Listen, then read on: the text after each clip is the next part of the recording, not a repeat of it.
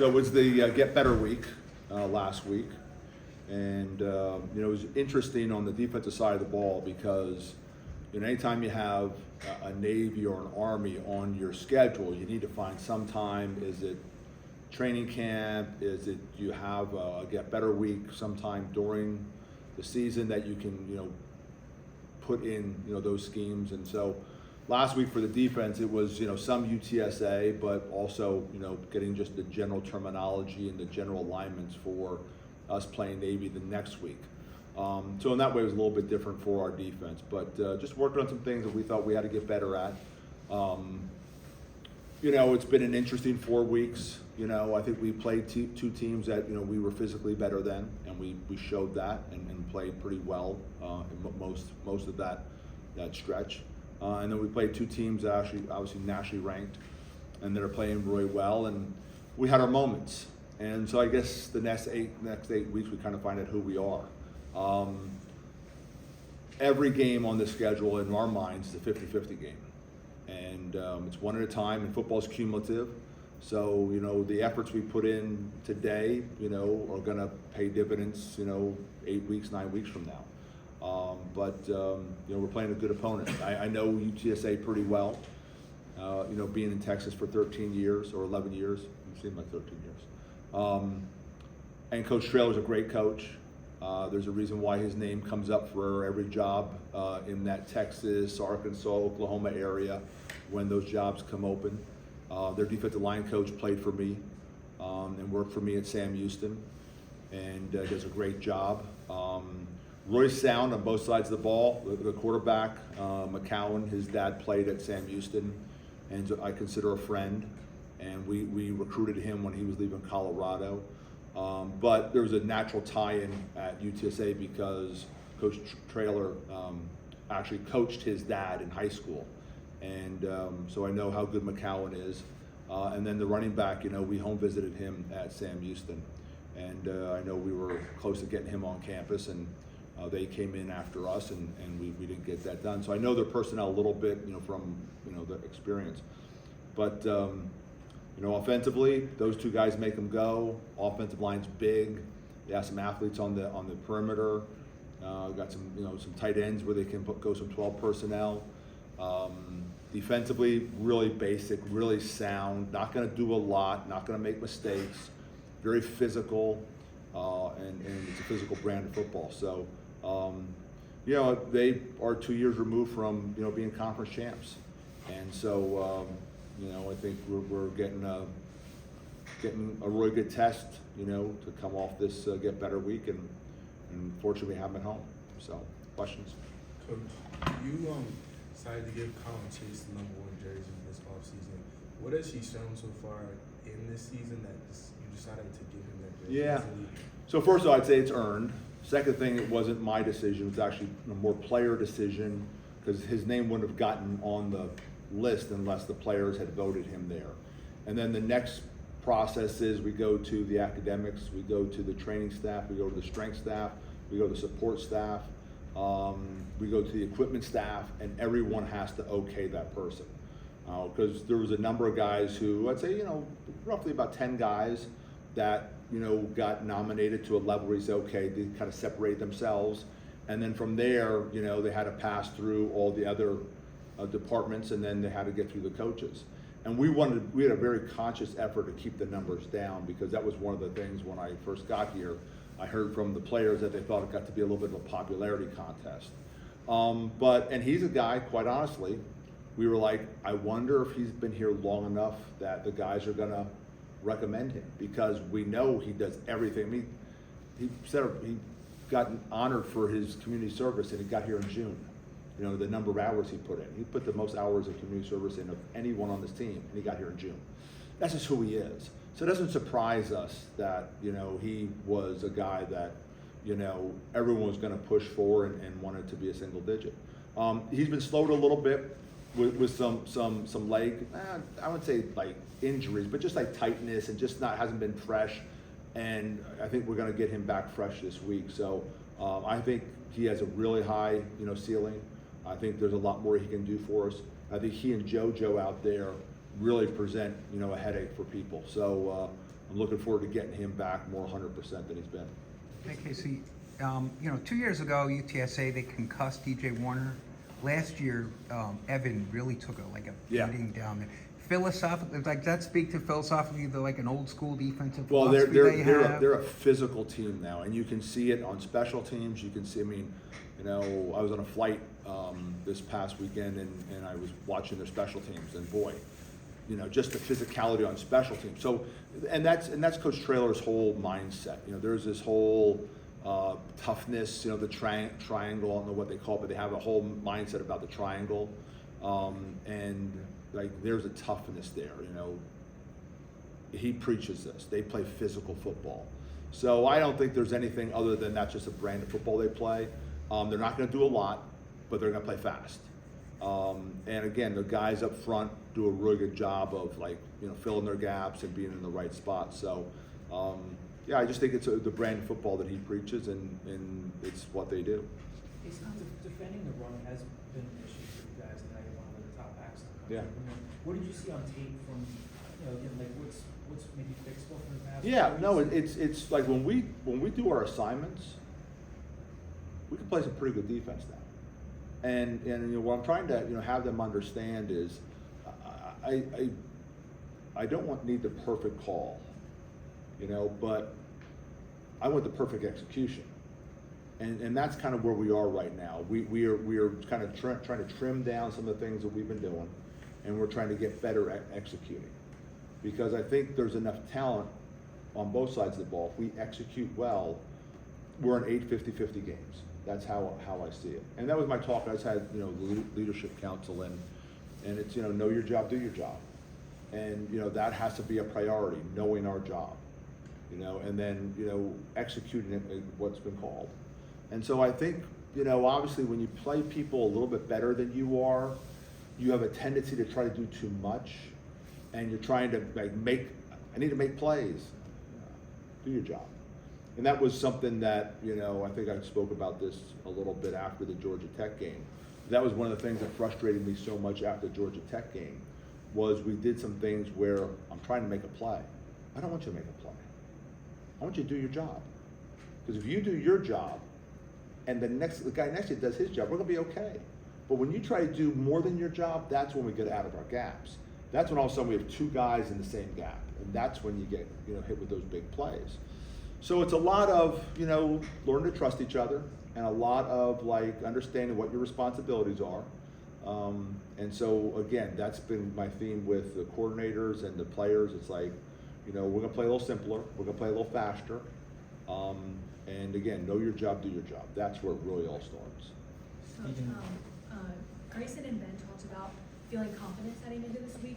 Where do you think that's kind of coming from? Where do you see Yeah, that? no, I think it is because there's a lot of trust with the players. They trust each other, they trust the coaches. I think we've gotten very close in these 9 months we've been together. We do know that there's a reason why Oklahoma's number 5 right now in the country, you know, and that Georgia Tech team is still undefeated, you know. So we know we played some pretty good people, but we also see that same film. We're going like, boy, like we went toe to toe with those guys. Georgia Tech got away from running the ball inside because we started matching up with them a lot better than we did early in the game, and so they started getting more outside zone and more perimeter game things.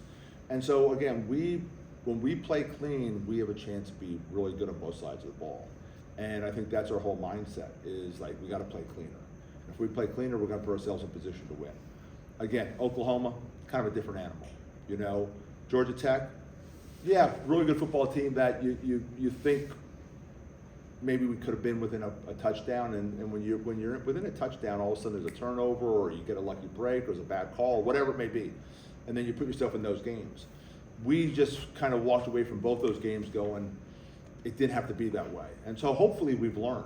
You know, I mean, there's lessons that you have to learn during the course of the season. Every season is different.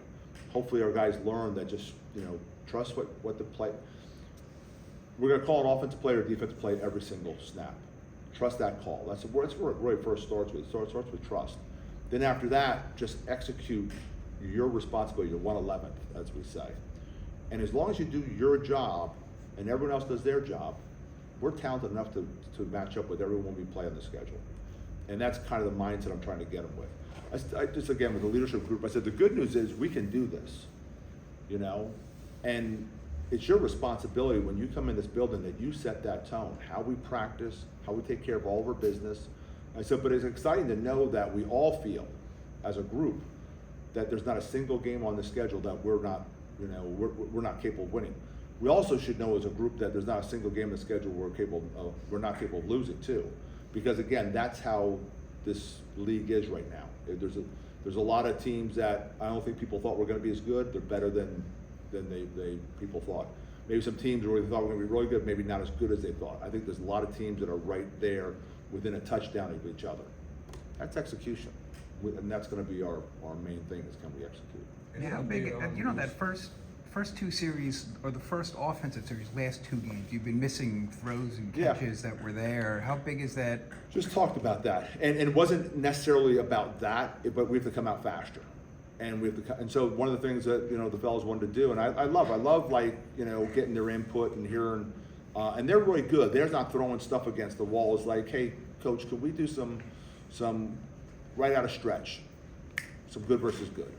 Can we get some like fastball, good versus good with tempo, and just like go after each other for eight snaps? Let's do it. I mean, because they recognized we have not come out and played as clean as we need to play right out of the locker room. I guess my halftime speech is better than my pregame speech, but and that's a joke. But anyway, so like, yeah, I mean, we are very conscious of the fact that we've not come out and played to the level we need to play right out the gate. And so we're gonna, you know, try to do some things in practice. And I love the idea that the guys had. Speaking of the defense, I'm sure that Caden didn't play, Javier didn't play, they were in practice today. Blue Fry had a cast on his, Yep. on his hand. Do you expect him to be ready for Saturday? Yeah, so Lou got surgery, so he'll probably be another couple weeks. Javier's been moving around out there. So I don't know about this week. We're hoping maybe the next week. Who else was there? Caden. Yeah, no, he should be maybe 2 weeks away. So, because he just got surgery too, also. So we had you know, a couple surgeries there, and guys are you know, trying to get back. So Lou and Caden aren't season ending, but they're probably more like 2 to 3 weeks sort of things. Okay. And going into you mentioned your own playing with the ones. How's he looking? He joined in August in practice a little bit. Yeah. How's he been looking? Yeah, so you know, it's sometimes you get these game day promotions, you know, those battlefield promotions, and so he's gotten a battlefield promotion, and he has all the talent in the world. He really does. I'm really impressed with his size, his speed, his ability to tackle, his physicality. It's just now he needs to learn the defense, and I know he's been wearing Coach Smith out, which is a good thing. You know, you want those guys to wear him out, just like sitting with them, kind of going through, you know, all the things we do, the calls we make, all those kind of things. So I think you'll see him play a pretty important role over the next, you know, week, 2, 3. As he keeps on getting better, we'll keep on playing him more. What can you tell us about Torres and Xavier? Yeah, so my policy's always been not to talk about players who are no longer with the team, and so just out of respect for them, you know, that's how we'll handle it. So. Coach, I had a follow-up question about the thing you mentioned about trust earlier. I just had a great conversation with Peter Clark downstairs, and he said he attributes a lot of the player retention and the energy in the beginning of the season to your arrival here. And I was just wondering, kind of, how have you approached building that trust with the team, and just in this early stage of your tenure here? Yeah, so you know, my style is not like throw a hand grenade in it. You know, and to me, like, these kids came to Temple to get a degree from Temple. I mean, I'm old school that way. I actually think education is still really important. And so, like, I met with every player. It took me 4.5 days, and I wanted to hear their story. And I wanted them to know, like, listen, I'm not coming in here to, like, try to clean room to bring in 80 new players. No interest in doing that. I have standards. I have belief systems. Like, you have to live up to the standards I have. But, you know, we're gonna do this thing together. I found really quickly there was an issue with something with meals, and I was able to take care of that. And all of a sudden, they got more money in their pocket. Now we're feeding them better. And so right away, they saw that I listened. And so I think there's a real positive thing. The other thing was the single digit. Like, they thought it was became a little bit of a popularity contest. So I address that. And so all of a sudden they were like, we don't know this guy, but it seems like he's willing to listen. And he's warned us already he's gonna drive us. He's warned us already, like, this isn't for the faint of heart. Like, we're gonna push you hard. But we're gonna do it with respect, and we're gonna do it, in a family sort of way. And so I guess my style just happened to fit, what they were hoping for. And just so thrilled that these guys stayed. Because I don't think the right way to do it is to throw a hand grenade in and, have 60 new players. It's just, and again, I'm very conscious of a lot of these young men decided to come to Temple to get their degrees here too. And I still believe that's important. So I guess, they were appreciative that how I handled it. And I think, loyalty gets, when you give someone loyalty, they give you loyalty back. I think that's what I got. Mm-hmm. With respect to the roster, sort of, week 4 it's just a time, right? It's sort of a natural cut based on redshirt rules and things like that. Yeah, so again, Rich and I talked about this before I came in. Hey, Rich. And I'll say it out loud. I was on a conference call with the American coaches on Wednesday, and a big topic was, this, 5-year rule. It just makes too much common sense. It's like, it's taken players 4.5 years or so to graduate. Why don't we just give them 5 years of eligibility? It's just, and now we don't have to worry about redshirting. Now we don't have, people, and this has nothing to do with the 2 players who left, but we don't have people knocking on the door saying, hey, my agent said. And I had nothing to do with our 2 guys had nothing to do with any agent telling them anything or anything like that. There's different situations. But just in general, this has happened nationwide to people. Like, they're matching up this 4. If they all have 5 years of eligibility, we don't have to deal with it. They don't have to deal with it, we don't have to deal with it. And so it just makes too much common sense. And this is something from the football coaches that we want, because we live firsthand in this world, and we know it's just the only thing. I proposed this 2005, 6, 7, something like that, and the big thing back then was, well, the record books. Well, once COVID happened, the record books don't matter anymore. We got guys in school 7 years, so like that whole record book thing, that's no longer an excuse. So I do anticipate that there's going to be some sort of decision that is going to come forward over the next 3-4 months, probably sometime after the season, on what we're going to do about the 5-year. But I know as coaches, we all believe that it's the best thing for the student athlete. It's the best thing for us, because now we're not dealing with knocking on the door saying, hey, can I get a pay raise? Or I'm going to redshirt this year. We have to cut that out of our world. So. And are you good with sort of how it seems like how the transfer window is now landing? I would not have proposed it this way, but it's a lot of what the Power 4 want to do, and so you have to adjust to what they want to do. So yeah, I just don't know who's working on campus December 26th to January 2nd. I guess I'm going to be, but I just don't know who else is going to be. Transcripts being read, admissions, just minor details like that. It's tough to get kids in school if you don't have their transcript read. It's really tough to get kids to visit if you don't have permission to visit them, because you have all the stuff in for compliance. This decision for the timing, it's made for a different world, and it's not a world a lot of us fit into, and so it's a little frustrating sometimes that the Power 4 literally dictate what you have to do. But life is about adjustments, and life is about, okay, this is my circumstances, how am I gonna make this work? And we will make this work. But again, it does challenge you, there's no question. What if you have a bowl game over Christmas? And now no one's even around to even handle those things. It's, again, there's gonna be some solutions that we're gonna come up with, because we have to. And it's going to be a challenge, but there's no question we all wanted to go to one window. Everyone wanted to go to one window. It's just a matter of when that window was going to be. And we all had different opinions about it. I'm surprised we're doing the window we're doing. But again, a lot of the decisions that we have in the world come from the Power 4. So. Casey, running back, Smith, next guy up, is this great opportunity for a guy like Oh Mason, or- yeah. So Hunter has gotten some opportunities. When he's gotten those opportunities, he's played really well. Joquez is coming back off an ankle, so hopefully we get him back 100%. We have the freshman Kavion, who's gonna be a really good player that, we feel really good about. So, yeah, I mean, that's the way life works. It's and same with football, it's next guy up. So those guys will get some opportunities, and I know this, they're gonna run hard. They're gonna run really hard. And it's neat when you've had some patience and you just kept on working. And again, I think a lot of it when we got Hunter was, if we can get him back to where he was when he was at Monroe, we got a really talented kid.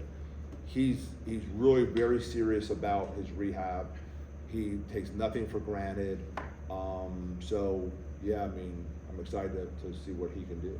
Have you seen that from him, that continued progression? Oh, yeah. He pops off that run against Howard. I'm Yeah. sure Look at him and say, okay, has he just kept trending in the right direction? Absolutely, and again, a lot of it was, we knew we were getting some guys off the fender bender, assembly line, but that was the world we lived in.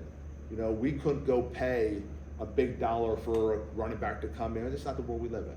So we've done a really good job finding some of those guys who, some of the power fours were passing on, and they found an opportunity here. And again, we figured it was going to take him probably 3 or 4 weeks before he was going to start getting back up to speed. And then a year from now, hopefully he's playing without the brace. So we knew this was sort of a long-term project more than just what's going to happen this year. Thanks, Coach. Yep. Thanks, guys.